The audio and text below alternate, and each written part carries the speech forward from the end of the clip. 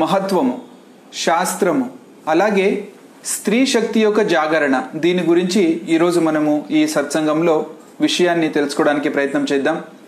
హిందూ ధర్మంలో స్త్రీలకు చాలా మహత్వం ఉంది. స్త్రీలకు హిందూ ధర్మంలో అమ్మవారి స్వరూపంగా భావించి ఆమెని పూజించడము జరుగుతుంది. ఇది మన పరంపర. నవరాత్రి కాలంలో హిందూ ధర్మము స్త్రీల సందర్భంగా ఏమి వివరణ ఇచ్చింది, దాని గురించి మనం ఈరోజు తెలుసుకోవడానికి ప్రయత్నం చేద్దాం. నవరాత్రి అనేటువంటిది ప్రారంభమయ్యి 5 రోజులు అయింది. ముందుగా నవరాత్రి అంటే ఏంటి, దీని గురించి మనము వివరణ తెలుసుకుందాం. దుర్గా సప్తశతి, దీనికి అనుగుణంగా శ్రీ దుర్గాదేవికి 3 రూపాలుంటాయి. ఒకటి మహాసరస్వతి, మహాలక్ష్మి, మరి మహాకాళి. మహాసరస్వతి అమ్మవారు గతి తత్వానికి ప్రతినిధిత్వం చేస్తుంది. మహాలక్ష్మి అమ్మవారు దిక్కు, ఈ ఒక తత్వానికి ప్రతీకాత్మకంగా మహాలక్ష్మి అమ్మవారిని పూజిస్తారు. అలాగే మహాకాళి అమ్మవారు కాలతత్వానికి, కాలం అనేటువంటి ప్రతీకమైనటువంటిది. ఇలా ఈ ఒక జగత్పాలన చేసేటువంటి జగత్పాలని, జగదోద్ధారిణి అమ్మవారి యొక్క ఉపాసన హిందూ ధర్మంలో ప్రతి సంవత్సరము 2 సార్లు నవరాత్రి స్వరూపంలో వస్తుంది. విశేష రూపకంగా దీన్ని పూజించడం జరుగుతుంది. ఒకటి వాసంతిక నవరాత్రి, రెండోది వచ్చేసి శారదీయ నవరాత్రి. ఇలా 2 సార్లు సంవత్సరంలో అమ్మవారిని విశేషంగా మనము పూజించుకుంటాం. ముందు వాసంతిక నవరాత్రి గురించి చూద్దాము. ఈ ఉత్సవం అనేటువంటిది చైత్ర శుక్ల ప్రతిపద నుండి చైత్ర శుక్ల నవమి వరకు ఉంటుంది. శారదీయ నవరాత్రి అనేది ఆశ్వీన శుక్ల ప్రతిపద నుండి ఆశ్వీన శుక్ల నవమి వరకు శారదీయ నవరాత్రిని ఆచరించడం జరుగుతుంది. నవరాత్రి యొక్క మొదటి రోజు కలశ స్థాపన చేస్తారు. దాంతోపాటే శ్రీ దుర్గాదేవిని ఆవాహన చేయడం కూడా జరుగుతుంది. ఆవాహన చేసి స్థాపించడము జరుగుతుంది.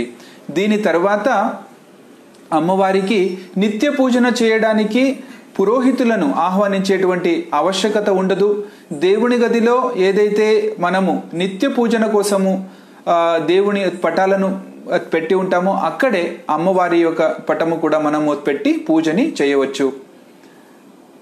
అమ్మవారికి స్నానం కోసం పూల ద్వారా జలప్రోక్షణ చేయడం జరుగుతుంది. జలప్రోక్షణ జరిగిన తరువాత అమ్మవారికి అన్య ఉపచారాలు కూడా సమర్పితం చేయడం జరుగుతుంది. పూజ తరువాత పూజా పీఠము పైన నాటినటువంటి ధాన్యాలు, వీటిపైన కూడా జలప్రోక్షణ చేయడము జరుగుతుంది. ఇది కలశ స్థాపనకు సంబంధించినటువంటిది. ఇప్పుడు కలశ స్థాపన యొక్క శాస్త్రం ఏంటి, మరి విధి ఏంటి, దీన్ని కూడా మనము తెలుసుకుందాం. కలశ స్థాపన విధిలో అమ్మవారికి షోడశోపచార పూజన చేయడం జరుగుతుంది. కలశ స్థాపన విధితో పాటు కొన్ని విశేషమైనటువంటి ఉపచారాలను కూడా చేయడం జరుగుతుంది అమ్మవారికి. పూజా విధి ప్రారంభములో ఆచమన చేయడము, ప్రాణాయామము మరియు దేశకాల కథన, వీటిని కూడా చేస్తారు. దీని తరువాత వ్రతము యొక్క సంకల్పం చేయడం జరుగుతుంది. సంకల్పము తరువాత మహాగణపతి పూజన చేస్తారు. ఈ పూజనలో మహాగణపతికి ప్రతి చిన్నగా కొబ్బరికాయని పెట్టడము జరుగుతుంది. వ్రత విధిలో ఎటువంటి ఇబ్బందులు రాకూడదు. అలాగే పూజా స్థలములో దేవీ తత్వము ఎక్కువ ఆకర్షితమవ్వాలి అనేటువంటి ఉద్దేశంతో ఈ మహాగణపతి పూజని చేయడము జరుగుతుంది. మహాగణపతి పూజ చేసిన తరువాత ఆసన శుద్ధి చేస్తారు. ఈ ఆసన శుద్ధి ఏదైతే చేస్తారో ఆ సమయంలో భూమిపైన నీళ్లతో త్రికోణాన్ని గీస్తారు.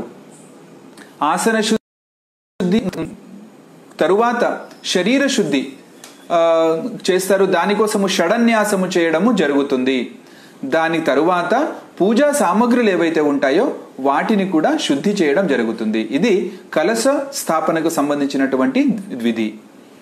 ఇప్పుడు కలశ స్థాపన జరిగిన తరువాత ఇంకొక మహత్వపూర్ణమైనటువంటి విషయం అంటే అఖండ దీపస్థాపన చేయడము, అది అఖండంగా ప్రజ్వలితం చేస్తూ ఉండాలి అని కూడా చెప్తారు.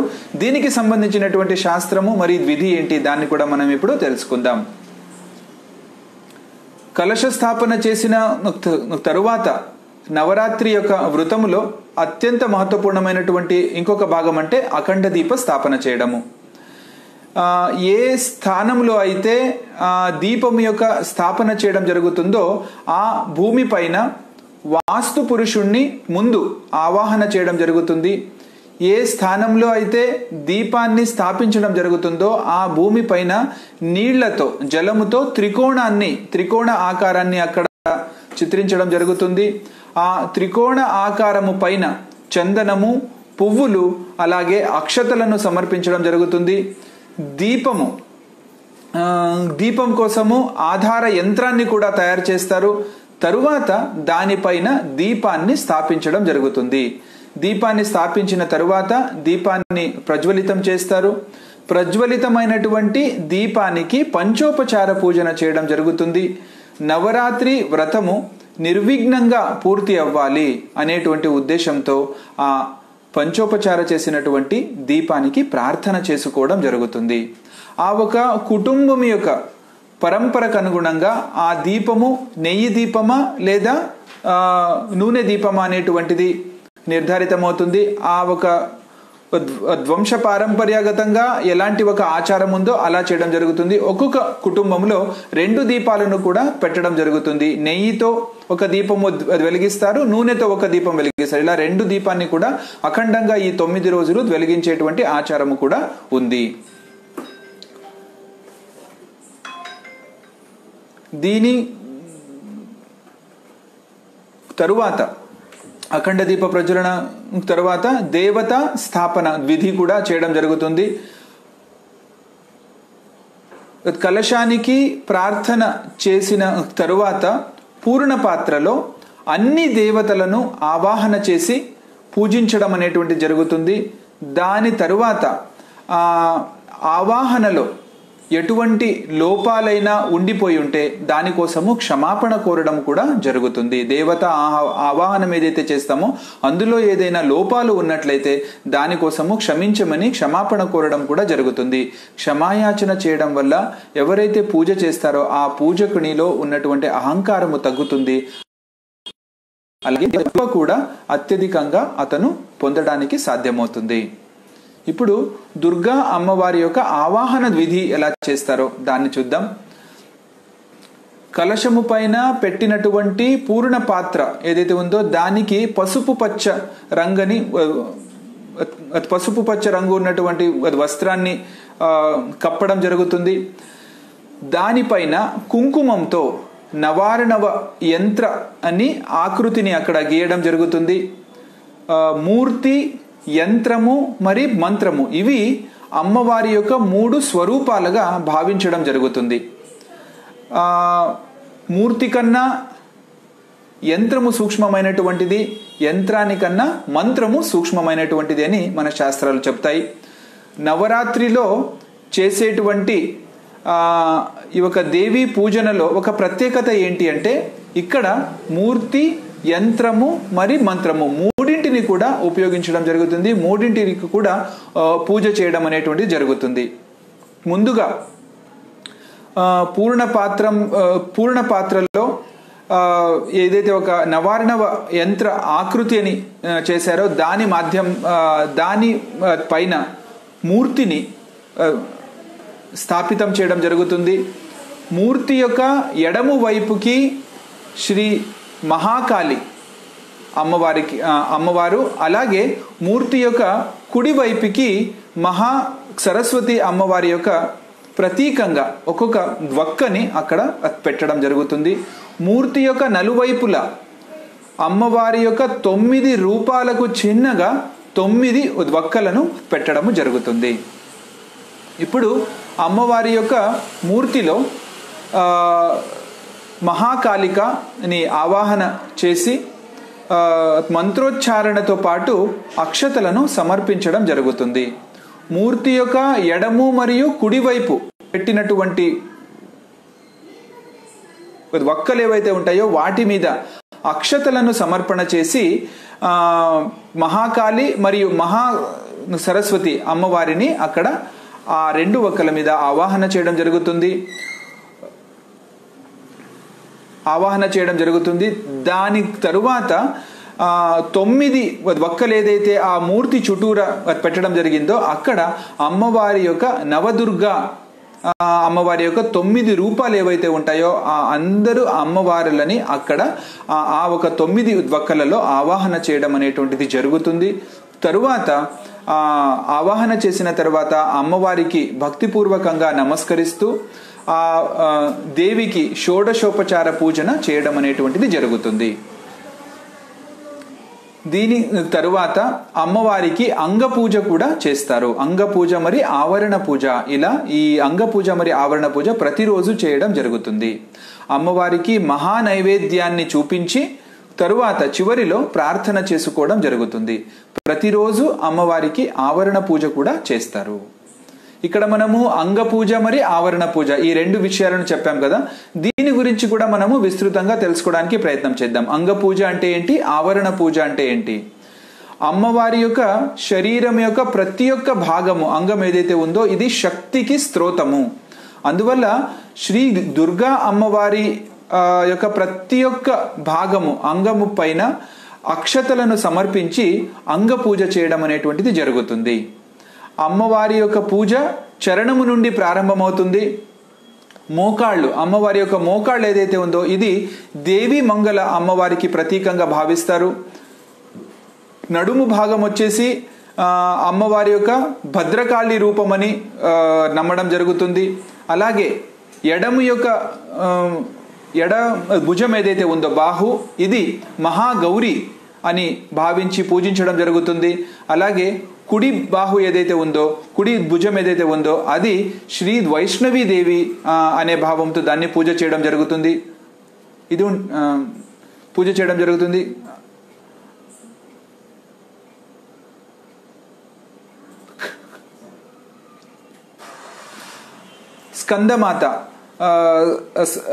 స్కందమాతని ఈ ఒక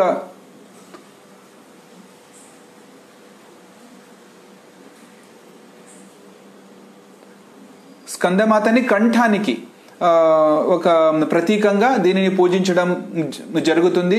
ముఖము అంటే సాక్షాత్తు శ్రీ సింహవాహిని దేవి అనేటువంటి భావంతో పూజ చేయడం జరుగుతుంది. ఇలా అమ్మవారి యొక్క ప్రతి అంగములకు కూడా అక్షతలను సమర్పించి పూజ చేయడం జరుగుతుంది. ఏదైనా ఒక వ్యక్తి ద్వారా ధరించినటువంటి వస్త్రం ఏదైతే ఉంటుందో ఆ ఒక వ్యక్తి యొక్క స్వరూపం ఏమీ కాదు. ఆ వస్త్రాలు అనేటువంటిది ఆ ఒక వ్యక్తి స్వరూపము కాదు. కానీ వ్యవహారంలో ఆ ఒక వస్త్రాలకి కూడా అంతే మహత్వం అనేటువంటిది ఉంటుంది. అలాగే దిక్కు, రాశి, ఋతు ఇలా 9 ఆవరణాలు ఉంటాయి. ఇవి అమ్మవారి యొక్క అంటే శక్తి తత్వం యొక్క పూర్ణము లేదా సత్య స్వరూపము కాదు. కానీ శక్తి యొక్క కార్యం ఏదైతే ఉందో దానికి సంబంధించినటువంటి అంటే వ్యక్తి పైన శక్తి యొక్క కార్యం యొక్క వ్యక్తికి సంబంధించి ఈ ఒక ఆవరణానికి కూడా చాలా మహత్వపూర్ణమైనటువంటి స్థానం ఉంది. అందువల్ల ఈ ఆవరణాల పూజ కూడా ప్రతిరోజు కూడా చేయడము జరుగుతుంది. ఈ ఆవరణ పూజ అంటే కలశము పైన ఈ ఆవరణ పూజ ఏదైతే ఉంటుందో దాంతో పాటే కలశము పైన ప్రతిరోజు పూలమాలని కట్టడం జరుగుతుంది. ఈ పూలమాల ఏదైతే కడతారో అది ఎలా ఉండాలి అంటే ఆ పూలమాల అనేటువంటిది ఆ కలశము లోపల వరకు రావాలి. ఆ రకంగా పూలమాల అనేటువంటిది అక్కడ మనము ఇది చేయాలి, నిర్మాణం చేయాలి. ఆ ఒక కుటుంబ లేదా ఆ ఒక వంశ పారంపరానికి అనుగుణంగా మొదటి రోజు ఒక మాల, రెండవ రోజు ఇంకొకటి రెండవ మాల, మూడవ రోజు మూడో మాల, ఇలా 9 రోజులు 9 మాలలను అక్కడ ఆ ఒక కలశానికి తాకే విధంగా పూలమాలను అక్కడ ఇది చేయడం జరుగుతుంది, కట్టడము జరుగుతుంది. అంటే మొదటవ మాల ఏదైతే ఉంటుందో దానిని తీసి రెండవ మాల ఇది కట్టడము అలా కాకుండా ప్రతిరోజు ఒక్కొక్క మాలని అక్కడ ఇది చేయడం, కట్టడం అనేటువంటిది జరుగుతుంది. ఇలా దీన్ని మాలా బంధన అని కూడా అంటారు. అంగపూజ, ఆవరణ పూజ, తరువాత కలశానికి తాకే విధంగా పూలమాలని అక్కడ ఇది కట్టడము, ఇలా 3 విధులను మనం ఇప్పుడు చూసాము. ఇప్పుడు నవరాత్రి కాలములో విశేషమైనటువంటి రోజులు, విశేషమైనటువంటి తిథి ఏదైతే ఉంటుందో దానికి ఉన్నటువంటి ప్రత్యేకత ఏంటి, దాన్ని కూడా మనము చూద్దాము.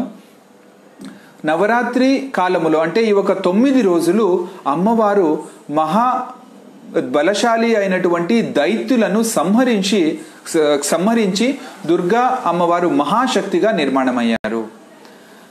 దేవతలు అమ్మవారిని చాలా స్తుతి చేస్తారు.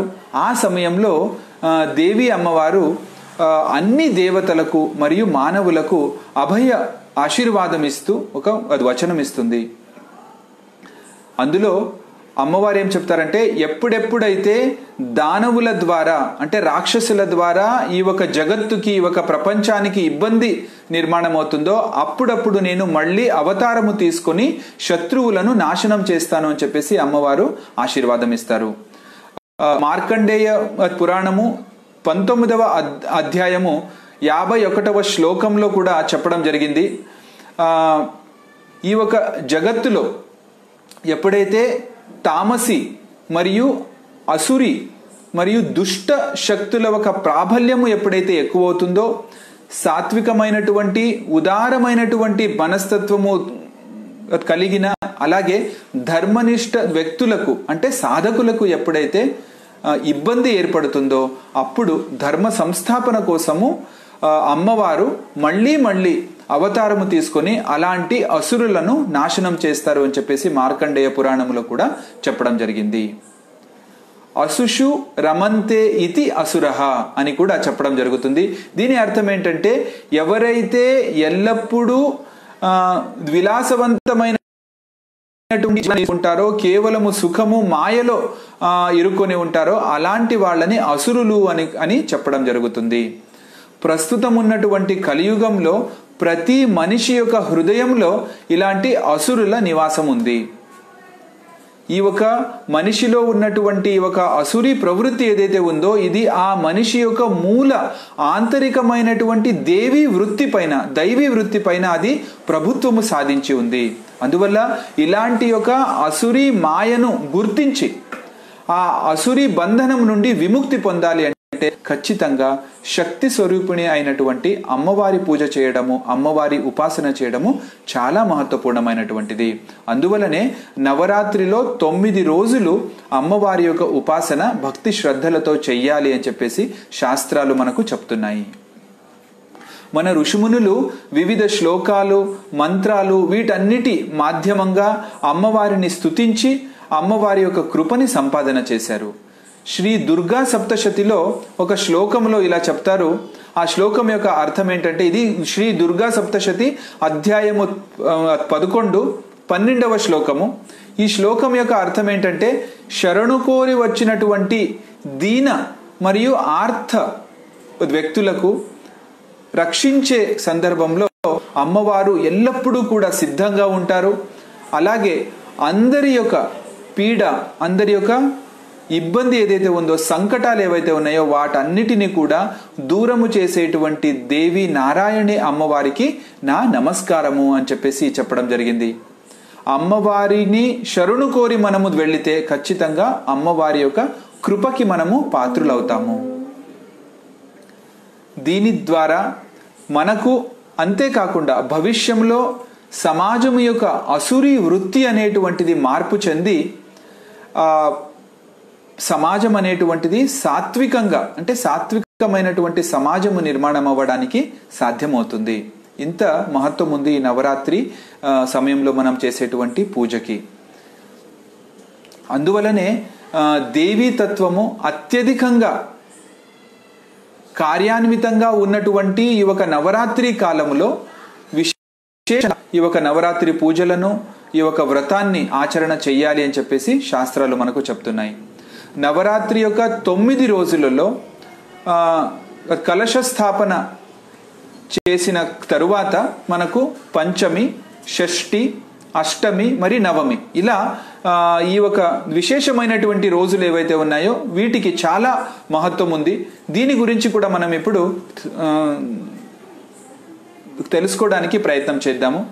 పంచమి రోజు అమ్మవారి యొక్క 9 రూపాలలో శ్రీ లలితాదేవి అంటే మహా త్రిపుర సుందరి యొక్క వ్రతము చేయడం జరుగుతుంది. శుక్ల అష్టమి మరియు నవమి ఈ ఒక తిథులని మహాతిథి అని కూడా అంటారు. ఇప్పుడు మనం ఒక్కొక్కటే వివరంగా చూద్దాము. ఇప్పుడు నవరాత్రిలో జాగరణ కూడా చేస్తారు. జాగరణ ఎందుకు చేస్తారు, దీని యొక్క మహత్వం ఏంటి, శాస్త్రం ఏంటి, దీన్ని కూడా మనం తెలుసుకుందాం. జాగరణ చేయడం అనేటువంటిది అమ్మవారి యొక్క కార్యస్వరూపమైనటువంటి శక్తి ప్రకటీకరణానికి సంబంధించినటువంటిది జాగరణ అనేటువంటి ఒక వ్రతము. నవరాత్రి కాలములో రాత్రి సమయంలో దుర్గా అమ్మవారి యొక్క తత్వము ఈ ఒక కార్యస్వరూపమైనటువంటి శక్తి ఏదైతే ఉంటుందో దాని యొక్క ఆధారం మీద ఇచ్ఛాశక్తి, క్రియాశక్తి మరియు జ్ఞానశక్తి దీని ద్వారా వ్యక్తికి కార్యము చేయడానికి బలం ఇస్తుంది. ఎప్పుడైతే వ్యక్తి అంటే భావికుడు ఉపవాసము చేస్తాడో అప్పుడు అతని దేహం అనేటువంటిది సాత్వికంగా మారుతుంది. ఉపవాసం చేసి ఉంటాడు కాబట్టి. ఉపవాసము చేసి ఇనటువంటి వ్యక్తి ఎప్పుడైతే జాగరణ చేస్తాడో అప్పుడు ఆ దుర్గాదేవి యొక్క ఇచ్ఛాశక్తి, క్రియాశక్తి మరియు జ్ఞానశక్తి ఏదైతే కార్యాన్వితమై ఉంటుందో ఈ మూడిటిని కూడా ఆ దేహము ఆ సాత్వికతని, ఆ ఒక ఇచ్ఛాశక్తి, క్రియాశక్తి మరియు జ్ఞానశక్తిని గ్రహించడానికి సాధ్యమవుతుంది. చాలా సహజంగా ఆ దేహము దాన్ని గ్రహించుకుంటుంది. పరిణామ స్వరూపంగా ఏమవుతుంది అంటే ఆ దేహములో ఉన్నటువంటి కుండలిని శక్తి జాగృతమవుతుంది. ఎప్పుడైతే వ్యక్తి యొక్క కుండలిని శక్తి జాగృతమవుతుందో అప్పుడు అతను సాధనలో ముందు స్థాయికి వెళ్ళడానికి ఒక మంచి వాతావరణము దేహములో నిర్మాణం అవుతుంది. అతని యొక్క సాధనలో వృద్ధి చెందుతాడు. అందువలనే శాస్త్రములో ఈ నవరాత్రి ఈ 9 రోజులలో ఉపవాసము మరియు జాగరణ చెయ్యాలి, దీనికి చాలా మహత్వం ఉంది అని చెప్పడం జరిగింది. ఇప్పుడు నవరాత్రి కాలంలో ఉపాసన చేస్తాం. దీనికి ఉన్నటువంటి లాభం ఏంటి, ప్రయోజనం ఏంటి ఆధ్యాత్మికంగా, దీని గురించి మనం ఆలోచన చేసినట్లయితే నవరాత్రి కాలములో వ్యక్తిగతంగా నేను ఇంట్లో అమ్మవారిని కూర్చోపెట్టి శ్రద్ధాభక్తితో నేను పూజ చేస్తే అంటే వ్యక్తిగతంగా నేను వ్రతం చేసుకున్నప్పటికీ కూడా ఆ ఉపాసన ద్వారా వ్యక్తికి 30% దాదాపుగా 30% అతనికి ఆధ్యాత్మికంగా లాభము చేకూరుతుంది. అమ్మవారి శక్తి అతను గ్రహించగలుగుతాడు. అదే సామూహికంగా బయట బహిరంగంగా ఒక వేదికను ఏర్పాటు చేసుకుని అక్కడ అమ్మవారిని అక్కడ స్థాపితం చేసి అక్కడ అన్ని రకాల అమ్మవారికి సంబంధించిన కీర్తనలు, భజనలు, ఉపాసన చేయడము, భక్తిపూర్వకంగా అక్కడ పూజ చేయడము, అందరినీ కూడా అక్కడ కూడగట్టుకొని అక్కడ అమ్మవారికి సంబంధించినటువంటి దేవి భాగవత పారాయణం చేయడము, ఇలాంటి సమష్టిగా నేను అమ్మవారి యొక్క పూజ చేస్తే 9 రోజులు నాకు 30% అమ్మవారి యొక్క శక్తి లభిస్తుంది. కేవలము నా ఒక కుటుంబంలో చాలా అంటే చాలా సంవత్సరాల నుండి లేదా తరతరాల నుండి ఈ ఒక వ్రతము చేసేది ఆనవాయితీగా వచ్చింది అనే ఉద్దేశంతో కేవలం చెయ్యాలి అని మనము చేస్తే దానికి కేవలము 10% మాత్రమే మహత్వం ఉంటుంది. తపనతో భావపూర్ణంగా భక్తిపూర్ణంగా అమ్మవారి యొక్క నవరాత్రి పూజలు మనం చేసినట్లయితే 40% కార్యాన్వితమైనటువంటి అమ్మవారి యొక్క శక్తిని, అమ్మవారి యొక్క చైతన్యాన్ని మనము గ్రహించగలుగుతాము. చాలా మంచి లాభం అనేటువంటిది మనకు చేకూరుతుంది. నవరాత్రి యొక్క మొదటి రోజు కలశ స్థాపన చేయడం జరుగుతుంది. కొన్ని కుటుంబాలలో కలశ స్థాపనతో పాటే పూలమాలని కూడా కట్టడం జరుగుతుంది. ఇది చాలా మహత్వపూర్ణమైనటువంటిది. అంటే మనము అమ్మవారికి సంబంధించినటువంటి ఏదైతే విధులు ఉన్నాయో 9 రోజులు కలశ స్థాపన ఉండొచ్చు, అఖండ దీపారాధన ఉండొచ్చు, కుంకుమార్చన ఉండొచ్చు, లేదా 9 రోజులు 9 రూపాలలో అమ్మవారిని పూజించడం ఉండొచ్చు. ఇవన్నీ కూడా మనము తపనతో భక్తిభావంతో మనము పూజ చేసినట్లయితే మనకు నవరాత్రిలో అత్యధికంగా అమ్మవారి యొక్క శక్తి చైతన్యాన్ని మనము గ్రహించడానికి సాధ్యమవుతుంది. ఇప్పటి వరకు మనము అమ్మవారి యొక్క పూజకు ఉన్నటువంటి శాస్త్రము, నవరాత్రి యొక్క మహత్వము దీని గురించి విషయాన్ని తెలుసుకున్నాం. ఇప్పుడు ఈ నవరాత్రిలో ఉన్నటువంటి వివిధ తిథులు అంటే విశేషమైనటువంటి రోజులు పంచమి, షష్ఠి, అష్టమి, నవమి దీనికి ఉన్నటువంటి మహత్వం ఏంటి దీని గురించి మనం తెలుసుకుందాం. ముందుగా పంచమి తిథి దీనికి ఉన్నటువంటి మహత్వం ఏంటి? నవరాత్రి కాలములో పంచమి తిథికి బ్రహ్మాండములో ఉన్నటువంటి శక్తి తత్వము యొక్క తరంగాలు గంధ తరంగాలు అత్యధికంగా అది కార్యాన్వితమై ఉంటుంది. శక్తి తత్వం యొక్క గంధ తరంగాలకి లలిత అనే పేరుతో దీన్ని సంబోధించడం జరుగుతుంది. అందువలనే నవరాత్రిలో వచ్చేటువంటి పంచమి నాడు అమ్మవారికి లలితా పంచమి అని పేరుతో పూజించడం జరుగుతుంది. పంచమి రోజు దీప పూజన చేయడం వల్ల బ్రహ్మాండములో ఉన్నటువంటి గంధ తరంగాలు ఆ ఒక పూజా స్థలానికి ఎక్కువ శాతము ఆకర్షితమవుతుంది. ఈ ఒక గంధ తరంగాల కార్యము కారణంగా ఎవరైతే పూజ చేస్తుంటారో వారి యొక్క మనస్సు శుద్ధి అవుతుంది, మనోమయ కోశము శుద్ధి అవుతుంది. ఇంత అద్భుతమైనటువంటి ఆధ్యాత్మిక లాభము చేకూరుతుంది పంచమి నాడు మనము శ్రద్ధతో పూజ చేస్తే. ఇప్పుడు నవరాత్రిలో వచ్చేటువంటి షష్ఠి 6వ రోజు షష్ఠి తిథికి ఉన్నటువంటి మహత్వం ఏంటి దీన్ని చూద్దాం. షష్ఠి రోజు దేవి యొక్క ప్రత్యేకమైనటువంటి పూజ చేయడం జరుగుతుంది. అలాగే దేవి వడిబియ్యము నింపడం జరుగుతుంది. ఈ కాలంలో అంటే ఈ రోజు భక్తుడు రాత్రి అంతా జాగరణ చేస్తాడు. ఉత్తర భారతంలో దీనికి జగరాత అని కూడా పేరుంది. ఇది అమ్మవారి యొక్క ఉపాసనకు సంబంధించినటువంటి ఒక భాగమే జాగరణ చేయడం కూడా. దీనికి అంటే ఇందులో అమ్మవారికి సంబంధించినటువంటి వివిధ భజనలు, కీర్తనలని పాడడం జరుగుతుంది. అలాగే మహారాష్ట్రలో దీనికి అంటే ఈ ఒక షష్ఠి రోజు ఏదైతే జాగరణ చేస్తారో అప్పుడు ఏదైతే భజనలు, కీర్తనలు చేస్తారో అప్పుడు వాద్య మురళి అనేటువంటి ఒక ప్రత్యేకమైనటువంటి సంగీత గీతాన్ని కూడా పాడడం జరుగుతుంది. అలాగే ఒక శ్రేష్ఠ సంతులైనటువంటి సంత ఏకనాథ మహారాజుల ఒక భజనాన్ని కూడా ఆ రోజు ప్రత్యేకంగా పాడడం జరుగుతుంది. ఈ ఒక జాగరణకి మహారాష్ట్రలో గోందళ్ అనేటువంటి పేరుంది.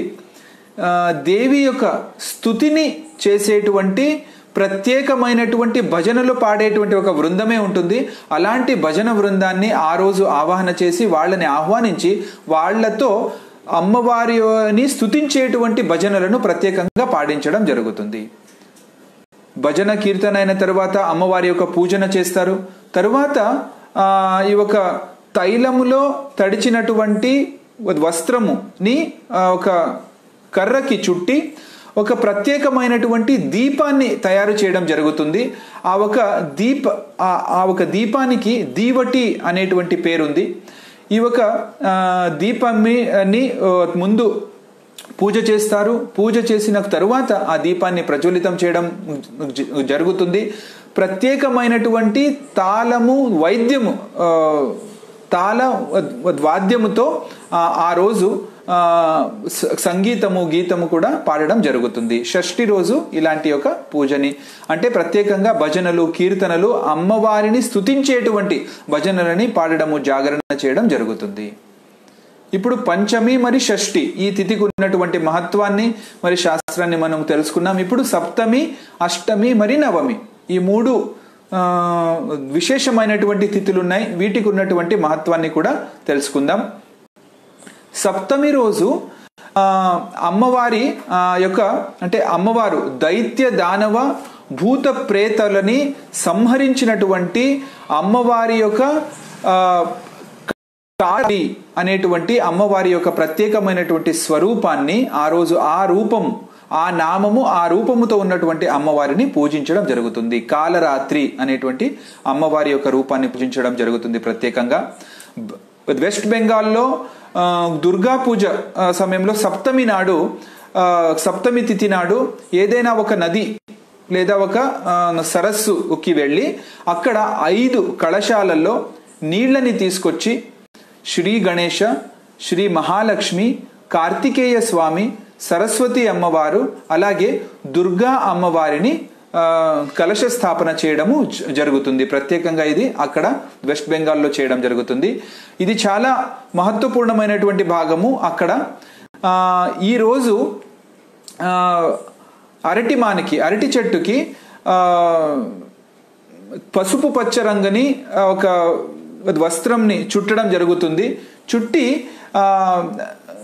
గణపతి విగ్రహం ఏదైతే ఉంటుందో ఆ గణపతి విగ్రహానికి పక్కన ఈ ఒక పసుపు రంగు వస్త్రాన్ని చుట్టినటువంటి అరటిమానిని అక్కడ పక్కన పెట్టేసి దానినే గణపతి యొక్క శక్తి రూపకంగా ఆ అమ్మవారిని పూజించడం జరుగుతుంది. గణపతి యొక్క శక్తి రూపకంగా దాన్ని పూజించడం జరుగుతుంది. ఇది ప్రత్యేకంగా వెస్ట్ బెంగాల్లో చేస్తారు. ఇది సప్తమి నాడిది మనం ఇప్పుడు తెలుసుకున్నాం. ఇప్పుడు అష్టమి దుర్గాష్టమి అని కూడా అంటారు. దుర్గాష్టమి రోజు అమ్మవారి యొక్క అనుష్ఠానానికి చాలా మహత్వం ఉంది. అందువల్ల దీనిని మహా అష్టమి అని కూడా అంటారు. మహాష్టమి అని కూడా అంటారు. అష్టమి మరియు నవమి తిథులకు అంటే అష్టమి మరియు నవమి తిథుల సంధి కాలములో అంటే అష్టమి తిథి పూర్తి అయ్యి నవమి తిథి ప్రారంభమయ్యేటువంటి మధ్యకాలంలో అమ్మవారు శక్తిని ధారణ చేస్తారు, శక్తిని ధరిస్తారు అని చెప్పేసి చెప్పడం జరుగుతుంది. అందువల్ల ఆ సమయంలో ప్రత్యేకంగా అష్టమి ముగిసి నవమి ప్రారంభమయ్యేటువంటి మధ్యకాలములో శ్రీ దుర్గా అమ్మవారి యొక్క చాముండా రూపం యొక్క ప్రత్యేక పూజన చేయడం జరుగుతుంది. దీనిని సంధి పూజన అని కూడా అంటారు. ఇది ప్రత్యేకమైనటువంటిది. ఈ ఒక తిథికి ప్రత్యేకమైన విశేషమైన మహత్వం ఉంది. ఇప్పుడు మహానవమి యొక్క తిథి యొక్క మహత్వం ఏంటి? మహానవమి రోజు సరస్వతి అమ్మవారి యొక్క ఇచ్ఛా తరంగాలు కార్యాన్వితం అవుతుంది. ఈరోజు సరస్వతి పూజన చేయడము జరుగుతుంది. సరస్వతి పూజన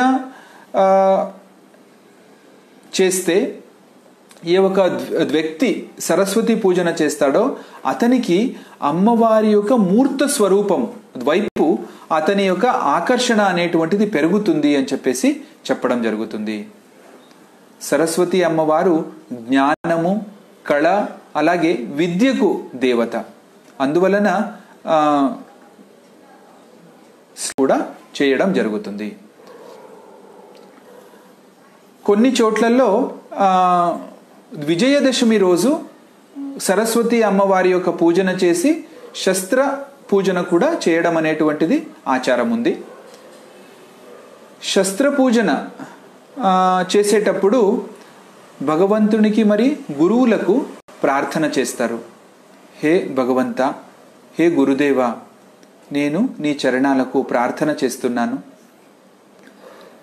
మేము ఏదైతే నిత్య జీవితంలో ఉపయోగించేటువంటి స్థూల రూపంలో ఉపయోగించేటువంటి శస్త్ర అస్త్రాలు ఉన్నాయో వాటితో పాటే సూక్ష్మంగా ఉన్నటువంటి అస్త్ర శస్త్రాలు కూడా కార్యాన్వితము కానీ అలాగే మీ యొక్క శక్తి మరి చైతన్యము మాకు మీరు ప్రసాదించండి అని చెప్పేసి గురువులకు మరియు భగవంతునికి ప్రార్థన చేయడం కూడా జరుగుతుంది. ఇలా విశేషమైనటువంటి తిథి అంటే షష్ఠి ఉండొచ్చు, నవమి, దశమి, ఇలా వివిధ తిథులకు ఉన్నటువంటి ప్రత్యేకతని మనం ఇప్పుడు తెలుసుకున్నాం. నవరాత్రి కాలంలో ఇది ఉపవాసము కూడా చేస్తారు. ఈ ఉపవాసానికి కూడా ఉన్నటువంటి మహత్వం ఏంటి, దీనిని కూడా మనము వచ్చే వారము తెలుసుకుందాం. అలాగే ప్రాచీన గ్రంథాలలో నవరాత్రికి సంబంధించినటువంటి ప్రస్తావన ఉందా అంటే ఇప్పుడు ఋగ్వేదం ఉండొచ్చు, రామాయణ కాలంలో కూడా మనకు నవరాత్రి యొక్క ప్రస్తావన అనేటువంటిది ఉంది. సో వీటి సందర్భంలో కూడా మనము వచ్చే వారము విషయాన్ని తెలుసుకోవడానికి ప్రయత్నం చేద్దాం. బంధువులారా, ఈరోజు మనము అమ్మవారి యొక్క పూజ ఉండొచ్చు, అమ్మవారి యొక్క వివిధ తిథులు అంటే ఇప్పుడు ఇది ఏమిట మొదటి రోజు కలశ స్థాపన చేస్తారు. తరువాత మనకి కలశ స్థాపన చేసిన తరువాత అమ్మవారిని ఆవాహన చేయడము, అక్కడ 9 రోజులు కూడా అమ్మవారి యొక్క వివిధ రూపాలని పూజించడం జరుగుతుంది. కలశ స్థాపన విధి ఎలా చేయాలి, అలాగే ఈ ఒక నవరాత్రిలో అఖండ దీప ప్రజ్వలన చేయడానికి ఉన్నటువంటి మహత్వం ఏంటి దాన్ని కూడా మనము తెలుసుకున్నాం. అంటే ఈ ఒక దీపం అనేటువంటిది తేజతత్వానికి సంబంధించినటువంటిది. అలాగే అమ్మవారు కూడా శక్తి స్వరూపిణి, అంటే తేజతత్వానికి సంబంధించినటువంటిది. అందువల్ల ఈ 9 రోజులు మనము భక్తిపూర్వకంగా దీపస్థాపన ఇంట్లో చేసి దీపానికి పంచోపచార పూజన చేసి దానిని అఖండంగా మనము వెలిగిస్తూ ఉంటే ఖచ్చితంగా బ్రహ్మాండములో ఈ 9 రోజులు 1000 రెట్లు ఎక్కువగా కార్యాన్వితమై ఉన్నటువంటి శక్తి స్వరూపిణి అయినటువంటి అమ్మవారి యొక్క శక్తి ఏదైతే ఉందో, చైతన్యం ఏదైతే ఉందో అది ఆ దీపము వైపు ఆకర్షితమవుతుంది. అది ఆ వాస్తు అంతా ఆ ఒక చైతన్యముతో అమ్మవారి శక్తితో నిండిపోతుంది. అందువల్ల మనం అందరూ కూడా కలశ స్థాపన చేయడం కానీ, అఖండ దీపారాధన చేయడం కానీ, కుంకుమార్చన కూడా భక్తిభావంతో చేయడం కానీ ఇవన్నీ కూడా మనం చేద్దాం. అలాగే పంచమి, సప్తమి, అష్టమి, నవమి ఇవన్నిటి యొక్క మహత్వాన్ని మనం ఈరోజు తెలుసుకున్నాం. దీన్ని కూడా మనము శ్రద్ధతో మనం చేద్దాము. ఇంకా అమ్మవారి యొక్క పూజకి ఈ నవరాత్రికి సంబంధించినటువంటి ఇంకా ఎన్నో మహత్వపూర్ణమైనటువంటి ప్రత్యేకమైనటువంటి విషయాలను ఆదివారం మనము తెలుసుకోవడానికి ప్రయత్నం చేద్దాం. ఆదివారము పొద్దున్న 11:30కి ఈ ఒక విశేషమైనటువంటి నవరాత్రి సందర్భంలో ప్రత్యేకమైనటువంటి ధర్మ సంవాద కార్యక్రమం ఉంటుంది. మీరందరూ కూడా ఈ కార్యక్రమానికి రావాలని నేను కోరుకుంటున్నాను. అలాగే ఈ ఒక నవరాత్రి సందర్భంలో ఈ రోజు మనం చేసినటువంటి ఒక ప్రత్యేక వీడియోని అయినంత ఎక్కువ మీరు షేర్ చేయండి. మా యొక్క official YouTube channel Telugu HJS1 దీన్ని మీరు సబ్స్క్రైబ్ చేయండి. అలాగే అధికారికమైనటువంటి ఫేస్బుక్ పేజ్ తెలుగు HJS దీనిని మీరు లైక్ చేయండి. క్రమతప్పకుండా ఈ యొక్క వీడియోలని మీరు చూడడానికి దీన్ని మీరు సబ్స్క్రైబ్ చేసి అయినంత ఎక్కువ దీనిని మీరు షేర్ చేసి ధర్మకార్యంలో మీరు అందరూ కూడా పాలు పంచుకోవాలని చెప్పేసి మీ అందరితో నేను ప్రార్థన చేస్తున్నాను. అమ్మవారి యొక్క చరణాలకి, అలాగే పరాత్పర గురు డాక్టర్ జయంత ఆఠవలే గారి చరణాలకు అనంత కోటి ప్రణామాలు చేసి ఈరోజు ఈ కార్యక్రమాన్ని ఇంతటితో ముగించుకుందాం. అందరికీ నమస్కారం.